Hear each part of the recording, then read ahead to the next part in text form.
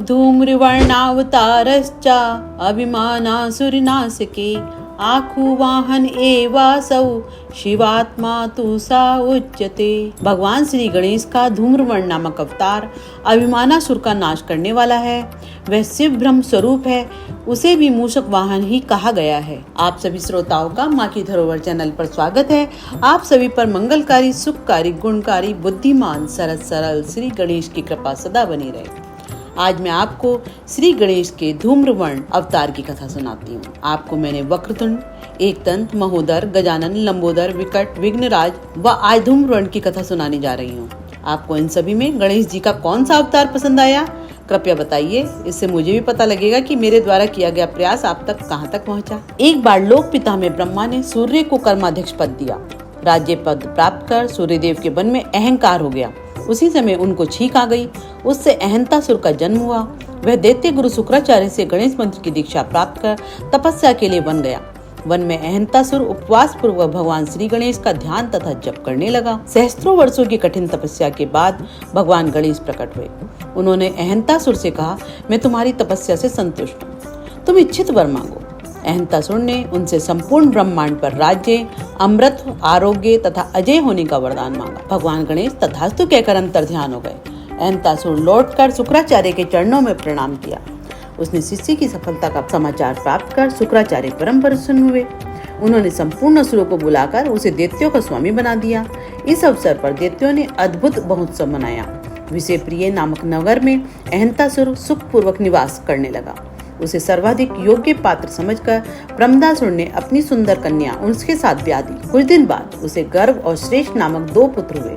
एक दिन अहंतासुर ने अपने ससुर की सलाह और गुरु का आशीर्वाद प्राप्त कर विश्व विजय के लिए प्रस्थान किया। असुरों के द्वारा भयानक नरसंहार होने लगा। सर्वत्र मारकाट मच गई। इस प्रकार सप्तद्वीपवर्ती पृथ्वी अहंतासुर के अधिकार में हो गई। परम प्रमादी अहंतासुर से भयभीत शेष ने भी उसे कर देना स्वीकार कर लिया। फिर असुर ने स्वर्ग पर आक्रमण किया। देवताओं की तरफ से भगवान विष्णु युद्ध करने के लिए आए, किंतु वह भी पराजित हो गए। सर्वत्र अहंतासुर का शासन हो गया। देवता, ऋषि, मुनि पर्वतों में छिपकर रहने लगे। धर्म कर्म नष्ट हो गया। अहंतासुर देवताओं, मनुष्यों और नागों की कन्याओं का अपहरण कर उनका शील भंग करने लगा। सर्वत्र पाप और अन्याय का बोलबाला हो गया। चारों तरफ से असहाय होकर देवताओं ने भगवान शंकर एवं ब्रह्मा की सलाह से भगवान गणेश की उपासना करना शुरू कर दिया। 700 वर्षों की कठिन साधना के बाद भगवान गणनाथ प्रसन्न हुए। उन्होंने देवताओं की विनती सुनकर उनका कष्ट दूर करने का वचन दिया। पहले धूम्रवर्ण ने देवर्षि नारद को दूत के रूप में अहंतासुर के पास भेजा। उन्होंने उसे धूम्रवर्ण गणेश की शरण ग्रहण कर शांत जीवन बिताने का संदेश दिया। अहंतासुर क्रोधित हो गया। संदेश निष्फल हो गया। नारद निराश लौट आए। भगवान धूम्रवर्ण ने क्रोधित होकर असुर सेना पर अपना उग्र पाश छोड़ दिया।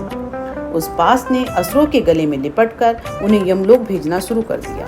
चारों तरफ हाहाकार मच गया। असुरों ने भीषण युद्ध की चेष्टा की। तेजस्वी पास की ज्वाला में वे सभी जलकर भस्म हो गए। निराश अहंतासुर शुक्राचार्य के पास पहुंचा। उन्होंने उसे धूम्रवर्ण की शरण लेने की प्रेरणा दी। अहंतासुर ने भगवान धूम्रवर्ण के चरणों में गिरकर क्षमा मांगी। उनके विविध उपचारों से पूजा की। संतुष्ट होकर भगवान धूम्रवर्ण ने दैत्य को अभय कर दिया।